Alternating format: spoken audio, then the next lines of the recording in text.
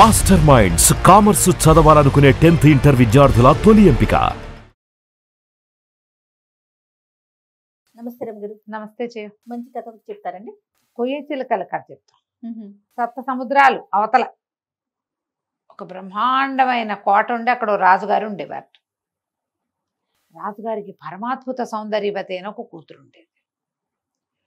ఆ కూతురికి వివాహ వయసు వచ్చింది. ఆ అమ్మాయి ఏమనేది, ఒక అద్భుతమైన సాహసవీరుడే నాకు భర్త కావాలనేది. ఏమిటి, వీళ్ళ కోటకి 7 కందకాలు ఉన్నాయట. ఎవరైతే సప్త సముద్రాలు దాటి 7 కందకాలు దాటిన వస్తాడో వాడినే పెళ్లి చేసుకుంటా. అంటే వాళ్ళ నాన్న అన్నట్టు అట్టటివి పెట్టుకోకూడదు, అట్లా కుదరదు, చాలామందికి ప్రమాదాలు వస్తాయి ఇందులో అంటే కూతురు ఒప్పుకోలేదు. నేను ఇంత అపరూప సౌందర్యవతిని అవ్వటం ఏమిటి, నాకు ఏ విలువలు లేకుండా నేను అట్లా ఎందుకు చేయాలని ఆ అమ్మాయి మొండికెత్తింది. అన్ని దేశాల రాజకుమారులకి చెప్పారు, బాబు ఈ సప్త సముద్రాలు దాటి మా ద్వీపానికి రావాలి, ఆ ద్వీపంలో మా రాజుగారి కోట 7 కందకాల అవతల ఉంటుంది, ఈ 7 కందకాలు ఒంటరిగా దాటాలి, మేము తలుపేయం. మామూలుగా వీళ్ళు ఏం చేస్తారు, ఈ కందకాల మీద నుంచి తలుపులు ఉంటాయి, ముందు పైకి ఉంటుంది తలుపు, తీయండి అనగానే ఈ తలుపు ఆ తాడు వదిలేసరికి ఇది పోయి కందకం మీదగా పడుతుంది, కందకంతో టచ్ లేకుండానే పైనుంచి నడిచి వచ్చేస్తారు. 7 తలుపులు ఉన్నాయి, దానికి తలుపులు తీయం, మీ అంతటి మీరు కందకాలు దాటుకు రావాలి, దాటి వచ్చిన వాడినే రాజకుమార్తె పెళ్లి చేసుకుంటుంది. బాగుందిగా, బాగానే ఉంది. సరే, ఇట్లా బోళ్ళంతమంది వచ్చారు. ఈ వచ్చిన వాళ్ళల్లో ఈ కందర్ప దేశానికి చెందినటువంటి ఒక జయంతుడు అనే ఒక రాజకుమారుడు ఉన్నాడు. తను మంచి శిల్పకళ చేతొచ్చినవాడు, భలే గట్టివాడు. కొంతమంది వెళ్ళిన వాళ్ళు పోతున్నారని అయిపోతున్నారని సప్త సముద్రాలు దాటేసరికి పోతున్నారు కొంతమంది. మొదటి కందకంలో పోయేవాడు, రెండో కందకంలో పోయేవాడు, మూడోది దాటేసరికి ముప్పు తిప్పలు పెట్టి వెనక్కి వచ్చేసిన వాళ్ళు, మా వల్ల కాదని చచ్చిపోయిన వాళ్ళు. ఈ జయంతుడు అదేమిటో చూద్దాం అనుకున్నాడు. ఇతనికి రాజకుమార్తె ఆసక్తి కంటే అది ఏమిటో చూడాలన్న ఆసక్తి ఎక్కువగా బయలుదేరాడు. పడవెక్కాడు, బ్రహ్మాండమైన షిప్పులు చేయించుకున్నాడు, సహాయంగా జనాలు వచ్చారు. ఆ పడవ మీద వెళ్తుంటే ఏమైందట, మధ్యలో ఎక్కడో ఆగితే అక్కడ పాలకర్ర అని ఒక ప్రత్యేకమైన ఒక కర్ర దొరుకుతుంది. అతను ఏం చేశాడు, ఆ పాలకర్ర కొంత కర్ర సేకరించుకుని అది ఈజీగా చెక్కబడుతుంది అన్నమాట. కూర్చుని వాటితోటి చిన్న చిన్న చిలక బొమ్మలు చేశాడు. ఖాళీగా ఉన్నాడు పడవలో, ఏముంది ప్రయాణం కదా. ఆకుపచ్చటి రంగు ఏదో వెతికి దానికి ఒక ఎర్ర రంగు, నల్ల రంగు, ఆకుపచ్చ రంగుతోటి చక్కగా చిలకలకి అందంగా రంగు కూడా వేశాడు. 100 చిలకలు చేశాడు కొయ్యతోటి, అదే చెక్క చిలకలు అనమాట. ఆ 100 చిలకల్ని చక్కగా తాళ్ళు కట్టి వేళ్లాడేసాడు బయట. ఆ రాత్రి పడుకున్నారు. తెల్లవారేసరికల్లా అక్కడ ఏం విశేషం జరిగింది, బ్రహ్మదేవుడట వ్యాహ్యాళికి వెళ్తూ నిన్న ముందు రోజు రాత్రి ఇక్కడ వేళ్లాడుతున్న చిలకలు చూసి చాలా సంతోషించి ఆ 100 చిలకలకి ప్రాణం పోసేట. వీట తాళ్ళు కట్టున్నాయి కదా, 100 చిలకలు ప్రాణాలు వచ్చేసింది. ఇతను పొద్దున్నే వచ్చి చూశాడు. చూస్తే ఈ చిలకలన్నీ ప్రాణాలతోటి ఉన్నాయి. సంతోషం పట్టలేక ఒక్కొక్క దాన్ని ఊడదీశాడు. ఆ 100 చిలకలు ఒక్క ఉదుటిని ఎగిరిపోయాయి. చిలకలు పోయినందుకు బాధ వచ్చింది. అయ్యో ఇదేంటి ఇట్ట పోయినాయి, ఇది చేసేదేం లేదు. సరే వెళ్ళాడు. ఈ లోపల ఏమైంది, ఇలా కొత్త కొత్త రాజకుమారులు వచ్చినప్పుడల్లా రాజుగారు వచ్చి చూసేవాడు. ఈ జయంతుడిని చూసి ఆయన ఎంత ముచ్చటపడ్డాడు. ఇట్టాటి పిల్లాడే కావాలి మనకు అల్లుడు, ఎంత పొడుగు, ఎంత చక్కటి రంగు, ఎంత చక్కటి మొహం, పైగా వాళ్ళ నాన్నగారు చాలా గొప్ప రాజు, ఈ పిల్లాడికి ఏదో శిల్పం వచ్చు, సంగీతం వచ్చు, శాస్త్రం వచ్చు, బోల్డొచ్చు, ఇట్లాంటి పిల్లాడు కదా అల్లుడుగా కావాలి. వృధాగా ఈ కందకాల వెంబడిపడి పోతాడేమో పిల్లాడు. అదే కదా. ఆయన గబగబా సభలోకి వెళ్ళిపోయి కోటలోకి వెళ్ళి కూతుర్ని కేకేశాడు, నీ వల్ల జనం అంతా చచ్చిపోతున్నారు, నీ పిచ్చి ఆలోచనతో, ఇంత చక్కటి కుర్రాడు వచ్చాడో ఇవాళ, ఆ అబ్బాయిని పెళ్లి చేసుకొని నా మాట వినంటే ఆ అమ్మాయి ఒప్పుకోవాలి. అంత చక్కటి వాడితే గెలుస్తాడులే నాన్న అన్నది. ఆయనకి చాలా ఇష్టం వచ్చింది కూతురు అంటే. ఈ పిల్లాడు ఏమైపోతాడో అని బెంగపట్టుకుంది. కుర్రాడు నచ్చాడు ఆయనకి, మహేష్ బాబు లాగా ఉన్నాడు. మరి ఏం చేస్తాడు, ఆయన ఎంత ముచ్చట పడినా ఇక తప్పదు. సరే, కందకాలు దాటే ప్రయత్నం మొదలుపెట్టారు. ఇతను మొదటి కందకం దాటాడు. ఆ కందకం నిండా కణకణలాడే నిప్పులట.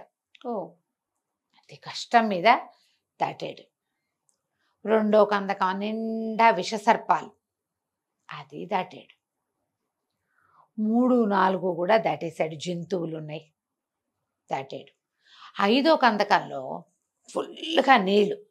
కుర్రాడు ఏం చేశాడట, ఇటు నుంచి అటు దూకాడు. ఈ దూకే దాంట్లో ఒక్క చూపు వాసి వెనకబడ్డాడు. దబ్బమని నీళ్ళల్లో పడిపోయాడు. నీళ్ళలో పడిపోతే నీటిలో పడిపోయి, కానీ మునిగిపోలా, తేలుతున్నాడు. నీటిలో జలచరాలు ఏం లేవు. ఎంత ప్రయత్నిస్తున్నాడో అంచుల వెంబడి కందకం పైకి ఎక్కడానికి, ఎంత ట్రై చేసినా కుదరలా. ఇంతలో అతనికి ఒక చెక్క పలక, మాను పలక ఒకటి దొరికింది. ఒక మోకు అందింది. సరే, ఆ మాను పలక పట్టుకున్నాడు. ఒక మోకు లాంటిది ఏదో అందింది. ఆ మోకు కూడా పట్టుకున్నాడు. ఆ తాడు పట్టుకుని ఆ చెక్క మీదకి ఎక్కి చూస్తే ఆ చెక్క మీదకి కొన్ని పళ్ళు కూడా వచ్చినాయి. తిన్నాడు. అవి కూడా ఆహారం తిన్నాడు. ఎందుకంటే అప్పటికి ఎన్ని రోజులైందో అతని ప్రయాణం మొదలుపెట్టి. ఆహారం తీసుకున్నాడు. మెల్లిగా ఆ చెక్కతోటి, ఆ మోకుతోటి మెల్లిగా గట్టెక్కాడు. అప్పుడు చూశాడు, ఆ చెక్క తన పడవకి కట్టున్న చెక్క, ఆ మాను. ఓకే. ఆ మోకు తన పడవకి కట్టుండేది. ఆ వచ్చిన అరటిపళ్ళు కూడా తమ పడవలోవే. ఆ పళ్ళు ఆ చిలకలు పట్టుకొచ్చి పడేసి ఆశ్చర్యపోయాడు. పెట్ట వచ్చినాయి ఇక్కడికి అని మెల్లిగా దాటేశాడు. 5 దాటి 6వది కూడా దాటాడు. ఇంకా 7వ ఒకే ఒక్క కందకం ఉంది. ఈ ఒక్క కందకానికి బాగా ఆలోచించి దూకాలి. దాని నిండా బల్లెలు, బరిసెలు, కత్తులు ఇట్లా కోణాలుగా ఇదైపోయి ఉన్నాయి. పట్టు తప్పి పడ్డాడో పట్ల మీద పడిపోతాడు.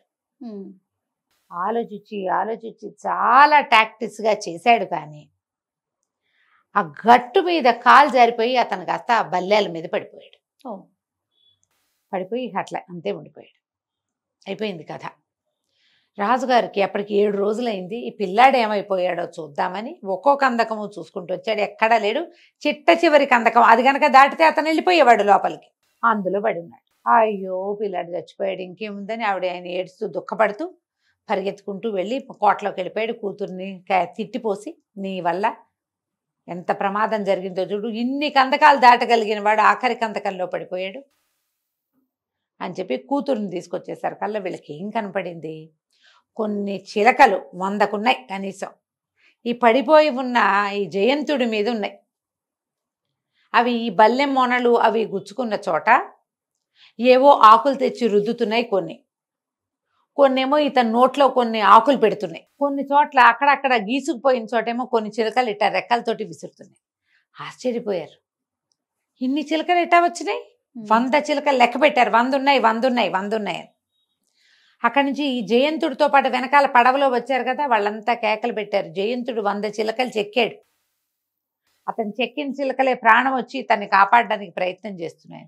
రాజుగారు కూతురిని చెడామడా తిట్టిపోసాడు. కొంతమంది వైద్యుల్ని తీసుకొచ్చారు. ఇతను జీవించే ఉన్నాడనని కదులుతున్నాడు. ఇతను మొదట చూసినప్పుడు ప్రాణంతో లేడనిపించింది వాళ్ళకి.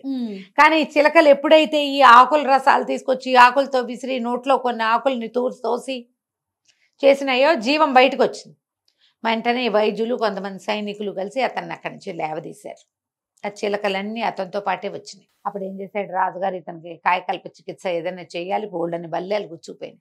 వైద్యులు శాయశక్తులా వైద్యం చేశారు. ఆ చిలకలు తెచ్చిన ఆకులే రసం తీసి పోసారు.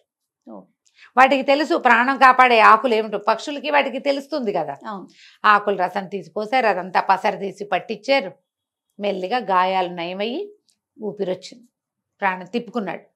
యువరాణి కూడా ఇంకా ఒప్పుకుంది పెళ్లికి. వివాహం జరిగింది ఘనంగా. ఇతను ఏం చేశాడంటే 100 పంజరాలు చేయించాట. ఆ చిలకలు ఒక్కడే తిరుగుతూ ఉన్నాయి. రాత్రికి ఆ చిలక ముందు రోజు సాయంత్రం, పెళ్ళైన రోజు సాయంత్రం 100 పంజరాలు వస్తే ఒక్కొక్క చిలకని పట్టుకుని ఒక్కొక్క పంజరంలో పెట్టారు భార్యాభర్తలు. 100 పంజరాలు వేలాడేశారు. రాత్రికి పడుకుని పొద్దున్న లేచి వచ్చేసరికి ఈ చిలకలన్నీ కొయ్య చిలకలుగా మారున్నాయట పంజరాల్లో. సరిపోయింది. దీంట్లో ఇట్లా అయిపోయింది. పంజరాల్లో పెట్టకపోతే అవి జీవించుండేవి బ్రహ్మదేవుడు ఇచ్చిన దీంతో. కానీ ఇతన్ని కాపాడడానికే ఆ చిలకలకి ప్రాణం వచ్చినట్టు అయింది. తర్వాత ప్రతాపుడు ఆ చిలకల బంగారు పంజరాలన్నీ తీసేసి ఆ చిలకలన్నిటికీ ఇలా తాళ్ళకి వేళ్లాడేసి పెట్టుకున్నాడు. ఆ నవద్వీపంలో ఈ పెళ్లి చేసుకున్నాడుగా, ఆ అమ్మాయితో సహా మళ్ళీ తన ఇంటికి వచ్చేసాడు. కథ కంచికి మనం ఇంటికి. చాలా బాగుంది. నమస్తే. నమస్తే.